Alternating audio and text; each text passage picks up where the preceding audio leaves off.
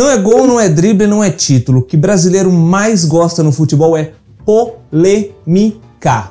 E uma das favoritas da gente é pontos corridos versus mata-mata. O sucesso da regularidade versus a emoção do imponderável. E não tem jeito melhor de você saber tudo dos pontos corridos do que aqui agora, no seu palpite da hora.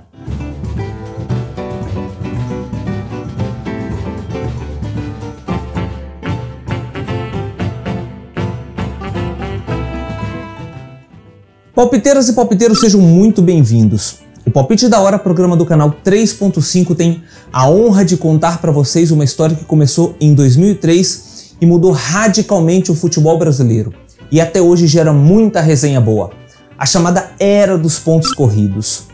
O Campeonato Brasileiro começou em 1971, na verdade, com o nome de Campeonato Nacional de Clubes. E sempre teve uma característica muito marcante: a zona que era o regulamento. Havia uma total falta de padronização no sistema de disputa, que mudava a cada ano, assim como as regras e o número de participantes. O campeonato de 1986, por exemplo, teve nada mais nada menos que 80 times. Isso durou até 2003, quando o formato de pontos corridos foi adotado. Para quem está assistindo a gente tentando entender que raios é isso de pontos corridos, vai uma rápida explicação.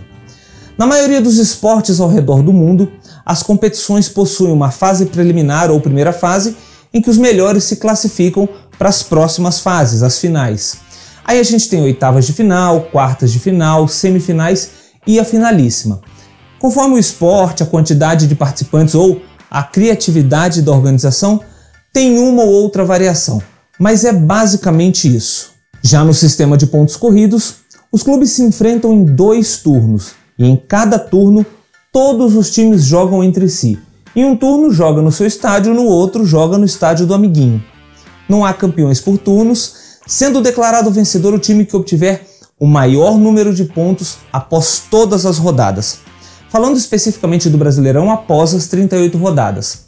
Além disso, no Campeonato Brasileiro, os 4 piores classificados são rebaixados para disputar a segunda divisão no ano seguinte. Simples assim. Esse formato já existia há muito tempo na Europa, mas sempre foi cercado de desconfiança e polêmica por aqui. No final de 2002, os clubes brasileiros se reuniram e decidiram acabar com o sistema de campeonato que vigorava até então. Esse aí de fase classificatória, depois mata-mata e as finais para decidir o campeão. Em uma decisão surpreendente, os clubes contrariaram a emissora de TV que detinha os direitos de transmissão e votaram pelo novo formato de pontos corridos, que em tese privilegia a regularidade ao longo do campeonato. O presidente da CBF à época disse que seu desejo sempre foi ter esse tipo de campeonato e até teria usado como promessa de sua campanha lá em 1989. A principal argumentação dos clubes que se opuseram ao modelo europeu era que os times poderiam amargar uma diminuição sensível na arrecadação por causa da falta dos mata-matas. Muitos também argumentaram que a falta de decisões, de finais, tirava a emoção do campeonato, que nos pontos corridos o campeão já poderia ser decidido com algumas rodadas de antecedência e que as últimas rodadas não teriam o interesse do público. E já aproveita que você é um eterno indignado porque os pontos corridos acabaram com a emoção das finais e desce o cacete aqui nos comentários. E você, que é um ponderado e acredita que o sistema atual traz emoção da primeira à última rodada, argumenta lá no mesmo espaço. Em 2003 e 2004, 24 times disputaram o campeonato, mas o objetivo sempre foi reduzir esse número para 20. Então, se em 2003 apenas 2 times foram rebaixados, em 2004, 4 times caíram e subiram apenas 2 da segunda divisão. Assim, em 2005 foram 22 participantes. Mais uma vez, 4 clubes caíram e 2 foram promovidos, chegando então aos desejados 20 times para o ano seguinte. Um detalhe sobre a edição de 2005, ela ficou marcada por um evento negativo, o chamado escândalo da máfia do apito. Durante o campeonato, o árbitro Edilson Pereira de Carvalho foi preso em uma operação da polícia por manipular resultados de jogos em que atuou para que empresários de sites de apostas pudessem lucrar mais. Em uma decisão polêmica e inédita em toda a história do futebol, o Superior Tribunal de Justiça Desportiva, o STJD, determinou a anulação dos 11 jogos apitados pelo árbitro. Os times tiveram que disputar novamente esses jogos anulados. A partir de 2006 começa o campeonato que a gente conhece. 4 rebaixados, 4 promovidos, mantendo-se sempre 20 times participantes. Passadas 18 edições, temos alguns números que merecem destaque. Mas para nós do canal 3.5, o principal destaque é você receber a melhor informação. Então, antes da gente passar para os números da Era dos Pontos Corridos, se inscreve aqui no canal e dá aquela força gigante para a gente continuar fazendo esse trabalho de pesquisa e produção com o cuidado e a qualidade que você merece. O Corinthians é o maior campeão dessa fórmula de disputa, conquistou o título em 4 oportunidades, 2005, 2011, 2015 e 2017. A seguir vem Cruzeiro, São Paulo e Flamengo, com 3 títulos cada. O Cruzeiro em 2003, primeiro campeão, 2013 e 2014.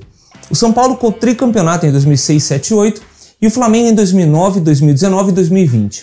Fluminense e Palmeiras possuem 2 títulos cada, 2010 e 2012 para os cariocas e 16 e 18 para os paulistas. E o Santos conquistou seu único título na Era dos Pontos Corridos em 2004, mas também foi o último campeão do sistema antigo em 2002. 2 times foram os famosos vices por mais vezes. O Santos e o Internacional sentiram a frustração do quase título por 4 vezes cada. Santos em 2003, 2007, 2016 e 2019, e o Inter foi vice em 2005, 2006, 2009 e 2020. Até hoje o Cruzeiro é o time que fez mais pontos em um único campeonato. Conseguiu incríveis 100 pontos no ano de 2003. É recordista também no número de vitórias em uma única edição, com 31. Lembrando que nesse ano o campeonato era disputado por 24 equipes, e assim cada time jogava 26 partidas. Se a gente considerar somente a partir de 2006, quando o torneio passou a ter 20 times na disputa, o Flamengo de 2019 tem o recorde de pontos e de vitórias. Foram 90 pontos e 28 vitórias. O Flamengo também tem o recorde de maior diferença de pontos para o vice-campeão. Foram 16 pontos nesse mesmo ano de 2019. Essa marca aí também é recorde, mesmo considerando o ano de 2003. Aliás, esse Flamengo de 2019 tem mais números impressionantes. É o campeão com maior aproveitamento, 79%, e é também o time campeão com maior saldo de gols, 49. Esse último recorde aí é considerando também a partir de 2006 mais uma vez. O Cruzeiro de 2003 tem, de novo, o recorde de melhor saldo de gols de um campeão, com 55. O melhor ataque da Era dos Pontos Corridos é o Santos, campeão de 2004, com impressionantes 103 gols em uma única edição. Bateu o Cruzeiro do ano anterior por apenas um golzinho. Nesse ano também tivemos 46 jogos. Se a gente considerar somente o campeonato com 20 times, o Flamengo de 2019 estabeleceu mais um recorde, marcou 86 gols. O São Paulo de 2006, o Palmeiras de 2018 e o Flamengo de 2019 foram os campeões com o menor número de derrotas. Esses times perderam apenas 4 vezes durante todo um campeonato. Mas nem só de flores vive um campeão.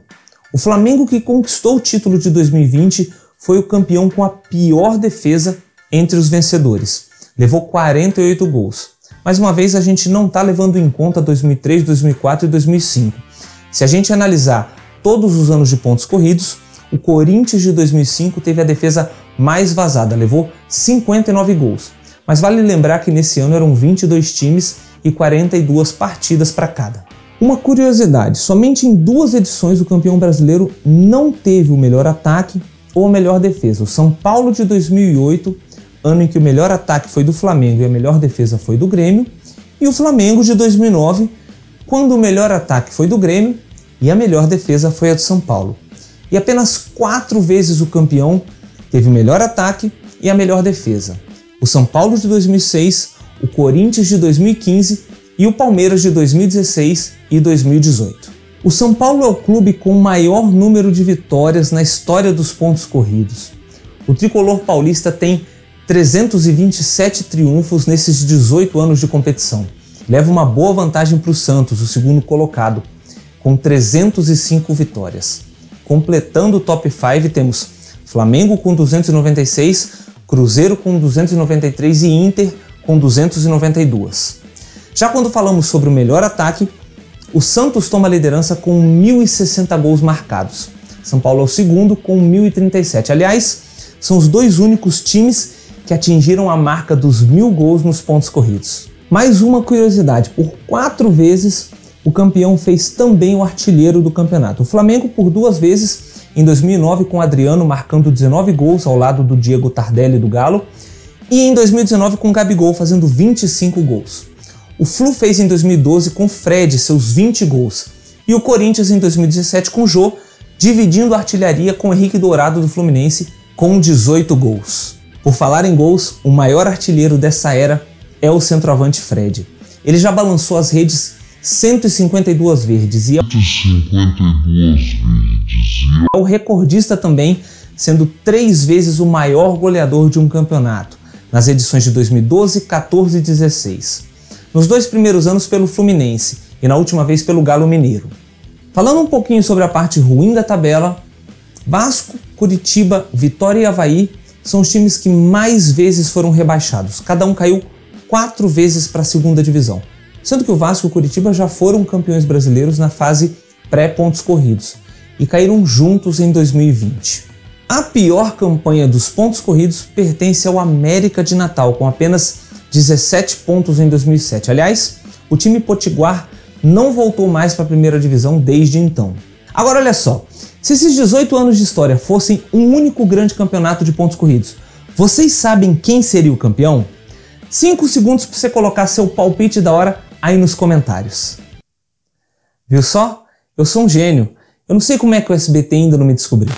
Nesses 18 anos de campeonatos de pontos corridos, o São Paulo é o time que somou o maior número de pontos, com 1.169. Isso dá uma média de 64,94 pontos por temporada. Em segundo lugar vem o Santos com 1.097 pontos.